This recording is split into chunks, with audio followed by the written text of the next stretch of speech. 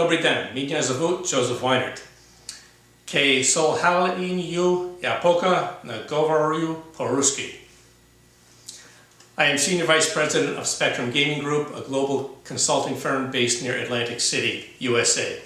Although complications prevent me from actually being with you today, I am pleased to provide my presentation through this electronic medium. Spectrum has much interest and experience in the Russian gaming markets, and it is my hope that this presentation will provide you with a useful perspective of the global gaming industry. From a global perspective, the gambling industry is very healthy and growing because governments need more money. They consider gambling a way to raise money without taxing their citizens. And considering the economic conditions today, many countries need the money.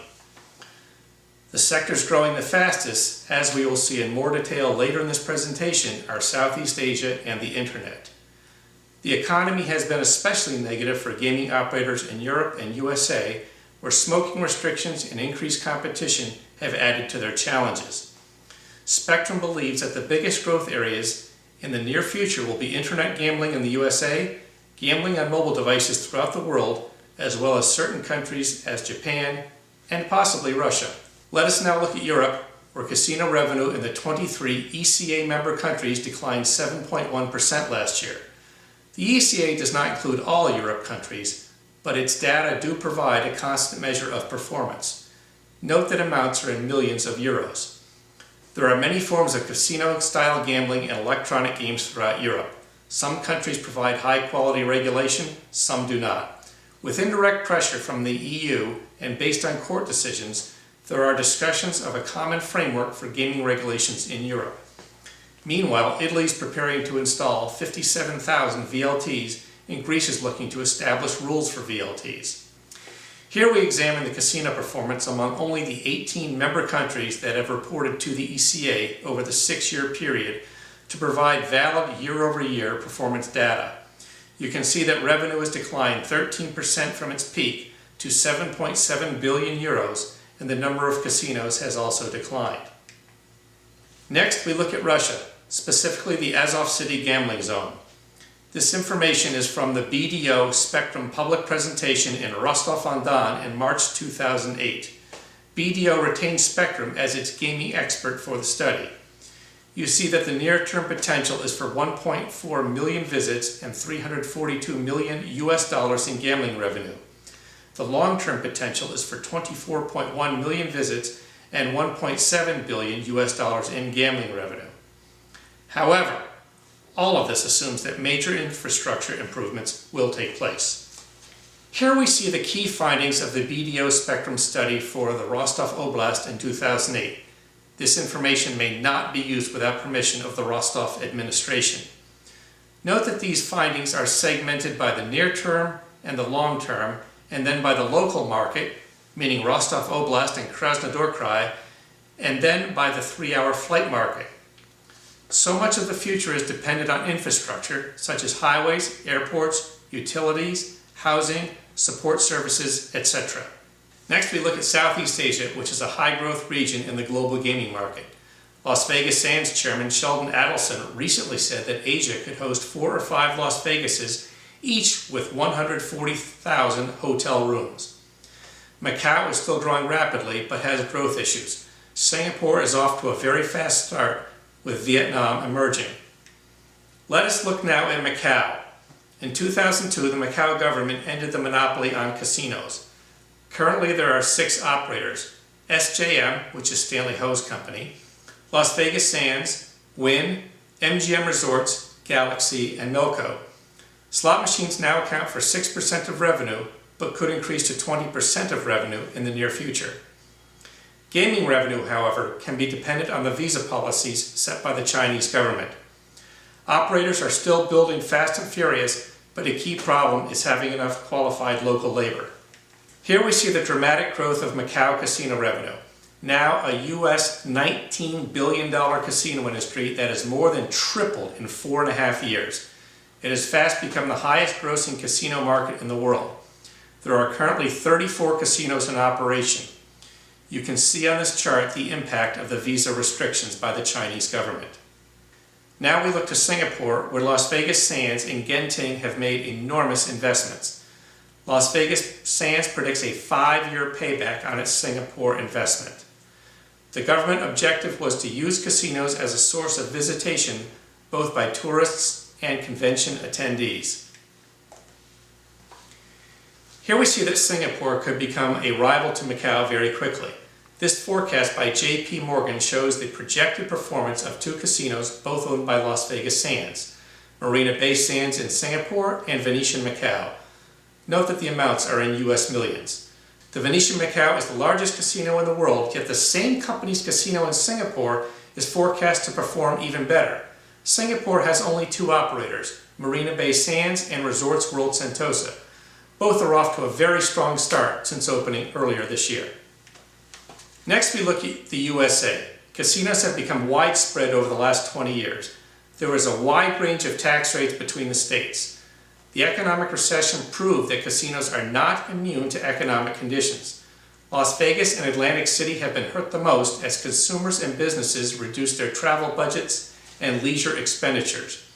The number of visitors is okay, but spending is way down. The smaller regional markets elsewhere in the USA have been hurt less. Here we see the results of the 2 largest USA markets, Las Vegas and Atlantic City. They are on opposite sides of the country, yet both have experienced significant declines since their peak performance. Las Vegas has been hurt by both the economy, while Atlantic City has been hurt by both the economy and competition from nearby states. Note that the amounts are in US millions. In Las Vegas, we see the giant city center from MGM Resorts International, which opened 9 months ago. It is like anything else in gaming and hospitality, a city unto itself, with 4 different hotels, condominiums, a luxury shopping mall, and of course a very large casino. The key question is, will City Center increase demand or cannibalize other Las Vegas casinos? We just don't know quite yet. The Las Vegas Vital Performance statistics have shown some improvement over the last year, especially in visitor numbers and gambling volume. However, the convention market, which is very important to Las Vegas, is still soft. Now we look to Atlantic City. 6 of 11 casino hotels are experiencing financial distress due to the economy and competition from new casinos near Philadelphia and New York City. Those properties that have reinvested, such as Borgata, Harrah's Resort, and Trump Taj Mahal, are performing the best. There is no major investment in Atlantic City right now. Now we look to internet gambling. The economic, legislative, and judicial pressures across the world are opening the door to many forms of internet gambling almost everywhere. If not now, then in the near future. Smaller countries such as Gibraltar, Malta, and Alberni are leading the way in licensing and regulating. Mobile gaming is the next big sector in internet gambling. Juniper Research reports that a combination of mobile casino, lottery, and betting services will exceed $48 billion by the year 2015. This is because major emerging markets, led by China, along with the USA and Europe, are liberalizing their gambling rules. The next big prize for internet gambling is the USA. We expect that internet gambling will be introduced in phases, starting with poker. Here we see the dramatic growth of internet gambling since 1998, showing the gambling revenue by location of the player. As you can see, Europeans are far ahead of the curve. Note that the years 2010 through 2012 are forecasts, and note that the amounts are in US billions. This data is from our friends at H2 Gambling Capital in London. On this slide, we see internet gambling revenue by location of the operator. Note that the amounts are in US billions. Again, Europe is established as the global base of internet gambling. But notice the projections from North America, where internet gambling should become legal in the very near future. Now for a comment about the gambling zones in Russia. There has been considerable discussion about whether the 4 gambling zones should be eliminated or moved. As you know, Spectrum Gaming Group has visited and studied the Azov City gambling zone. We found that Azov City has much potential, only if the governments provide the necessary infrastructure, which in some cases may cost billions of dollars. And even then, as BDO and Spectrum reported in 2008, the potential for Azov City will not be realized for perhaps decades from now. Spectrum also understands that the Kaliningrad, Altai, and Far East gaming zones also do not have the necessary infrastructure currently to support the major development of gaming and tourism. Gaming and tourism is dependent on the proper infrastructure, not only the necessary roads, airports, and utilities, but also on a population that can provide the necessary employees and support services. If the governments cannot commit to providing such infrastructure for gaming and tourism development, then we believe it is advisable to move the gaming zones to existing resorts or cities that already have tourism infrastructure in place. We believe this would very quickly provide investors with the necessary confidence to develop casinos and gaming resorts, which would result in substantial economic development, including the creation of thousands of new jobs. I am aware of the proposal to relocate the Azov City gambling zone to the Black Sea resort of Anapa. Spectrum believes that any resort city that already has substantial infrastructure for tourism, such as Anapa, would be a favorable location for gaming development.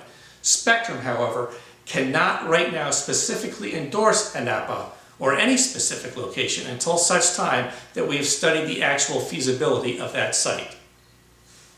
I thank you very much. I hope you have found my presentation useful. I encourage you to contact me with any questions, and I would be most pleased to respond. Spasiba.